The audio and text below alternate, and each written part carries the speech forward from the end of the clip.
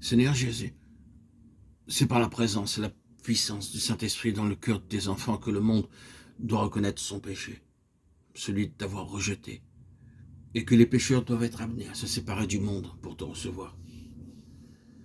C'est par l'exemple d'hommes et de femmes remplis du Saint-Esprit, joyeux témoins de ce que tu as fait pour eux, qu'on saura que tu es à la droite de Dieu. C'est par la réunion de ces témoins vivants que le monde doit arriver à l'irréfutable conviction de sa folie et de son péché. Hélas, Seigneur, qu'il est faible notre témoignage aux yeux du monde. Avec une profonde humiliation, nous te prions, Seigneur Jésus, d'élever ton Église à la hauteur de sa vocation. Oh, puisse chaque croyant, puisse tout ton peuple de croyants témoigner, et séparément et collectivement, du bonheur et de la puissance qui résulte de la foi en toi. Puisse le monde croire que le Père t'a envoyé, et qu'il a aimé le monde comme il t'a aimé toi-même. Seigneur Jésus, que le poids des péchés du monde pèse si lourdement sur le cœur de tes enfants, qu'il leur soit impossible de vivre pour autre chose que pour être réellement des membres de ton corps, pour être la demeure du Saint-Esprit, et témoigner de ta présence aux yeux du monde. Ôte, Seigneur, tout ce qui t'empêche encore de manifester ta présence en nous, et de te servir de nous pour sauver les autres. Seigneur Jésus, ton esprit nous a été envoyé pour convaincre le monde. Veuille le faire agir avec une puissance toujours croissante. Amen.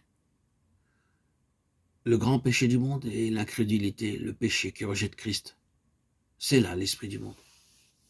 C'est là ce qui doit être et ce qui doit déterminer mon opinion du monde et mes relations avec lui.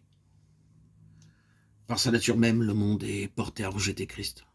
Ce Christ rejeté a quitté le monde pour retourner auprès du Père. Mais il a laissé ses disciples dans le monde et il demeure en eux, afin que soit en eux vivant une vie sainte, soit en parlant de celui qui les fait vivre saintement, ils obligent le monde à reconnaître sa folie et son péché. Oh, qu'il est nécessaire que je renonce entièrement à moi-même pour être rempli de l'Esprit, puisqu'il veut se servir de l'exemple de ma vie pour convaincre le monde de son péché d'incrédulité. Ce qui est promis ici, c'est une effusion de l'Esprit de Dieu qui ne se révélera pas seulement aux disciples, mais qui sera un fait visible, merveilleux et irréfutable aux yeux du monde.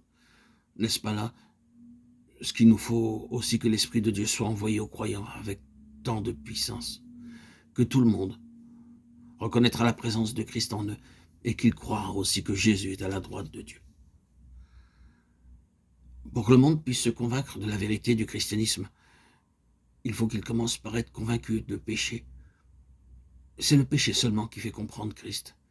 Et pour amener la conviction de péché, il faut plus que des preuves et des arguments. Il faut la présence évidente du Saint-Esprit, envoyé par Christ dans le cœur des croyants. Si nous voulons obtenir,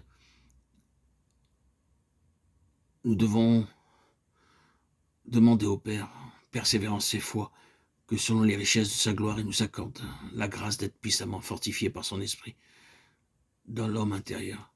Éphésiens 3,16.